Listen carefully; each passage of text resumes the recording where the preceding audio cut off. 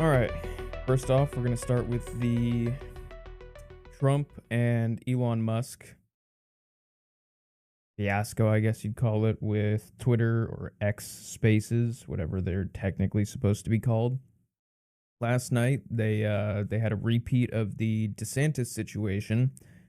It's inexplicable to me how they haven't figured this out yet, but let's hear just just for context, if you don't know, didn't listen to it, don't have some of the context.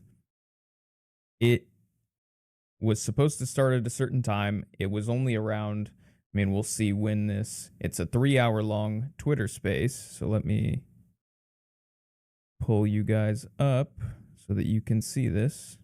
There we go. So it was a Twitter Spaces interview between Elon Musk and Donald Trump, and it was supposed to break the internet, blah, blah, blah, all that kind of hype. And out of these 3 hours, there's about a little less than a full hour that is just hold music, basically, because they were having massive technical difficulties. So let's start playing this and see the reason that Elon gives. He starts right around 54 minutes. All right, hello everyone.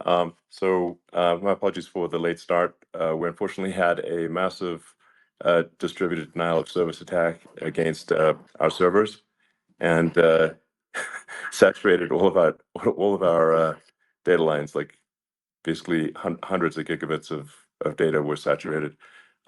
We think we've overcome most of that, and so it's now time to proceed. But as this massive attack illustrates, there's a lot of opposition to people just hearing what President Trump has to say, and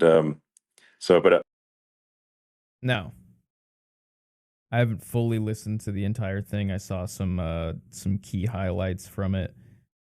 Wasn't meant to be a super hard hitting interview, but as far as regarding the notion that it was down strictly due to a DDoS, which, if you don't know, is a distributed denial of service attack. Commonly, it's accomplished by using a botnet, which is like a large amount of computers all sending requests to a single, in this case, Twitter Spaces server, in the attempt of overwhelming, like Elon said, saturating the bandwidth. And basically, when it's overwhelmed, say you log on and you're trying to listen to it, the server on their end is so saturated and can't keep up that you're stuck there and either waiting and it's like an endless spinning wheel, or it'll just straight up tell you like something went wrong. I don't know what to believe. I obviously haven't seen the logs of anything, although that would be very interesting to see. Given the fact that this has happened before during the DeSantis, when DeSantis was the darling, that was going to be the nominee, that beats Trump and, anyone with a brain, we all said, yeah, right, good luck with that. But my gut feeling, and again, this is this is just speculation, but and I should say, give me a second here. I'm not just completely talking out of my ass. There we go. I hope it shows up. I went to UNR. I have a master's degree in cybersecurity, so I'm not just like armchair quarterbacking here with zero knowledge on the topic whatsoever. But I get the feeling, and having like looked at some of the forums that I like to keep in touch with, just to monitor the threat landscape and see what's happening in the world of cybersecurity, there's kind of this general consensus that like Sure, there probably was, or at least might have been, a DDoS attack, but was that the only factor that caused the, technical difficulties? Probably not. Um, no matter which way you slice it, it's a sign of pretty massive incompetence because there are ways to mitigate and they call it prevent DDoS attacks, but you can't really prevent it. The person's going to engage in it if they want to, but there are ways to mitigate it. And I'm not going to get into like the specifics. You don't need to know the nerdy details of how that works, but just know that, that's available to even small businesses who have an online presence nowadays who are maybe at risk or just want the protection, let alone one of the biggest social media platforms in the entire world and one of the richest men in the world. He should have some cybersecurity engineers and analysts who can help him. I'm sure there's got to be at least a team of people there who should be able to employ these tactics to where it would take a massive actor, like a state actor, or, some extremely sophisticated group with a really large botnet to really, affect it in this way, which is why there seems to be a general kind of tentative consensus that sure, there might have been a DDoS attack that probably didn't help the situation, but given past history with DeSantis and just the nature of it, it seems like the infrastructure is just terrible. And that, with a massive influx of, I don't want to say viewership, but like listenership, streaming uh, audio data to potentially millions and millions of people.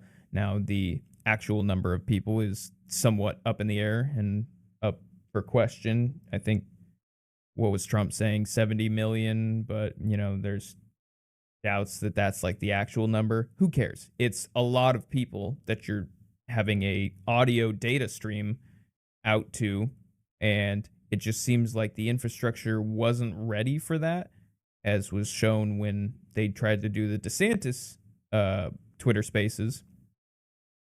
And then, so at risk of being a broken record, it just seems like it was a combination of the two. But do I think that it was this massive coordinated DDoS attack? Probably not. There might have been one, and I don't know what's in Elon's head, but wouldn't be a bad strategic calculation to, be like, ah, shit, my servers are kind of struggling and failing again. Somehow we didn't know that there was going to be tons of people logging in to hear, the potential future president and former president of the United States speak. Especially an interview between Elon and him. Of course, that's going to draw a ton of viewership. So it might have been like a last minute, fuck, let's figure this out again. Let's like spin up, I don't know, another server or something. And we are, I've been briefed that we are experiencing a small DDoS attack that's definitely not helping. And like, again, this is all speculation, but it would be a very smart strategic thing to be like, you know what, let's just blame it all on the DDoS attack and then spin this as, there's a massive concerted effort to keep you from speaking, which, is good optically, as good as it can be given, almost an hour of technical difficulties, but that's a good way to spin it, I guess. And as long as no one proves the contrary, it's a good way to kind of twist the headlines from Twitter, Elon suffer another massive technical difficulties with their Twitter Spaces into still not good, because it shows that you're susceptible to DDoS attacks if you believe that's the only root cause of this. But at least it's more understandable than just, yeah, we still haven't gotten our shit together. our servers are terrible. Um, it doesn't necessarily mean that it wasn't a DDoS, but it kind of says something about it when, you know, the rest of Twitter seemed relatively unaffected, but it was just the Twitter Spaces that was having issues. Now, would it be possible to specifically target the Twitter Spaces? Technically, yes. But that's why, like, this is all speculation. It would be useful to have him dump the logs and see what was really happening, because it would be pretty easy to tell if there was a DDoS happening. But anyways, I just thought that that was pretty fucking funny, to be honest. I'm honored to have this conversation. Continue. I'd want to emphasize it's a conversation. Craters in support. Oh, I wanted to add this. I'll add this to a you know, the front end of this video. But besides the other technical issues that they were having with this whole DDoS thing, just there was a lot of talk about the general audio. I mean, the assassination attempt, which was an incredible thing, and I have to say that you know, your actions after that assassination attempt were inspiring. That is President of the United States. No, I didn't know I had that much blood. The doctors later told me that the ear is a place that is a very bloody place. If you hear that very bloody place. So there was this talk about him having a lisp. I've seen, you know, different people talk about it being kind of an amateur audio nerd, who one of the pet peeves is, or one of my pet peeves is when I'm watching YouTube channels and ones that should have really good audio and their sibilance is just off the fucking charts. You know, it's really not that hard to EQ your mic, add a de-esser if you need to, compress it in a way that doesn't sound like shit. But what reminded me of it is this right here. If this page would stop fucking moving because of all these ads. Where's my ad blocker? Oh, I see. It's because I'm in a different account. Okay. But this picture right here. So basically, he's got this phone. Let me kind of zoom in. He's got his iPhone, and it's laying on this wireless charging mat. And then you can see kind of right here, it kind of blends in with his suit. But he's got this like cheapy wireless lavalier microphone, which is one of the ones that you clip right up here. I have one, but it's by Rode, which is one of the better audio device companies, microphone companies. For example, this right here, hopefully that didn't just massively hurt everyone's ears when I took that off. But this right here, Rode Pod Mic, basically the budget Shure SM7B, which everyone and their brother uses. It's kind of funny because there's a lot of, you know, new up and coming YouTubers, podcasters that spring immediately for the SM7B when there's comparable microphones that you can buy for a fraction of the price before you know, if you all of a sudden get this massive following, then sure, splurge for better audio equipment. But it's just funny because everyone buys a cloud lifter to boost the gain of the SM7B, since it's kind of notorious for, unless you have really good preamps in your USB audio interface, it's kind of hard to drive that microphone. I have a gain booster on this. Probably don't need it because I have it in a Focusrite, which they have great preamps in them.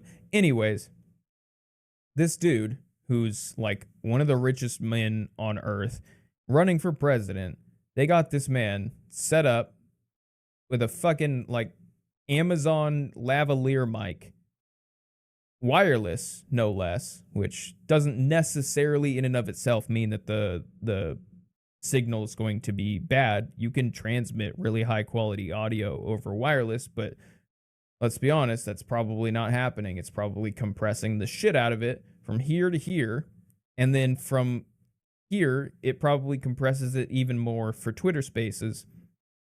And so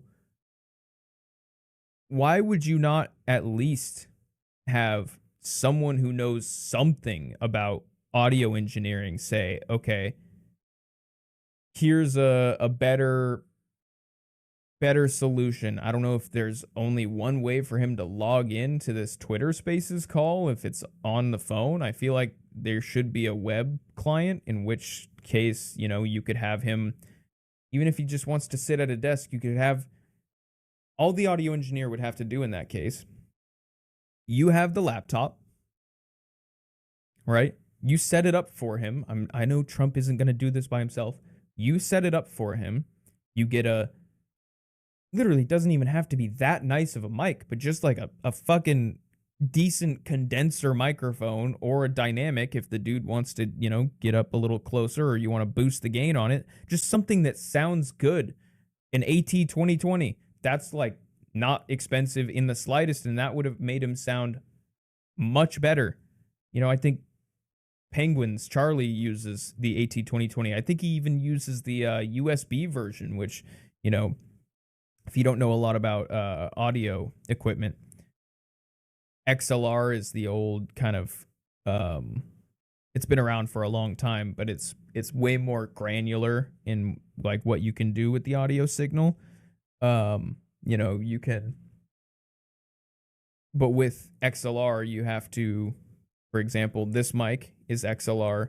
I then run that to the Focusrite USB audio interface that I was alluding to, and the preamps in that process the signal, and then from there, that plugs into the computer through USB. And so, in general, XLR can give you a lot higher quality signal than USB mics can. Now, they've gotten a lot better over the years as the preamps in the microphones are improving, because you have to have the preamps for the microphone inside, because you're just going straight into the computer. And they have been sounding a lot better. So, you know, he doesn't have to have this massive XLR setup, although it wouldn't be that hard to do that. But regardless, you just get a decent USB condenser or dynamic microphone and plug that shit in, and then just log in on a web client if that's a possibility, and select to use that mic. It's not like he's looking at Elon Musk on the phone, and the audio quality would have been way better. Way better. I guarantee that it's not only compression on the, you know, Twitter Spaces and which makes it even worse that they were having bandwidth issues if they're already going to be compressing the audio this fucking bad. But then, like, at every point, it's just like the lowest common denominator. You're getting already shit audio from this probably terrible mic, and then compressing it even further. It just sounded so bad, like, to the point where everyone thought he had a Lisp, and maybe he does a little bit, but it makes it sound so much better. And sibilance, which is the S sound, hopefully I'm not making myself look like a fool, and I like to think that when I listen to myself back, the S's sound pretty, you know, toned down. A lot of people, certain YouTubers that I even like, I wish I comment on it a lot on their videos, and I just want to help them. I'm like, I could fix this for you in half an hour.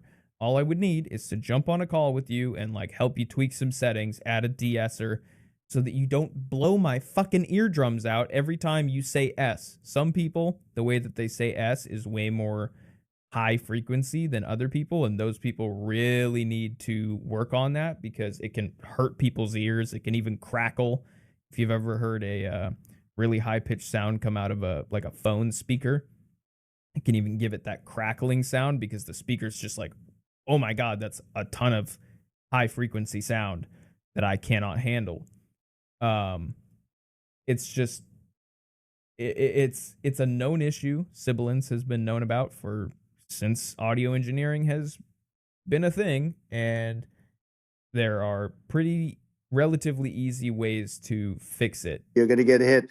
But in this case, it was probably the best alternative you could even think about, because it went at the right angle, and it was a hard hit. It was very, I guess you would say, surreal, but it wasn't surreal. I was telling somebody, you have instances like this, or like a lot less than this, where you feel it's a surreal situation, and I never felt that way. I knew immediately.